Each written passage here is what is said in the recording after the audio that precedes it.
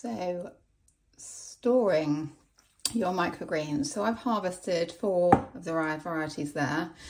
You can harvest as many as you want, as few as you want, keep them in different containers. Commercially, we had some little punnets we used to pack them into for each variety.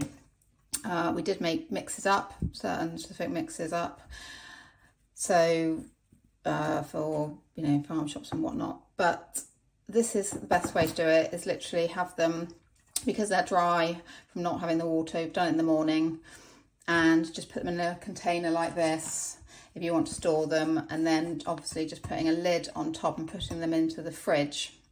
If you left them on the side, you'll just notice they kind of wilt a little bit. So the best thing is airtight container into the fridge, and then you've always got them on hand, you can come back to them. And that's it, and they look quite pretty like that. You should be proud of your harvest.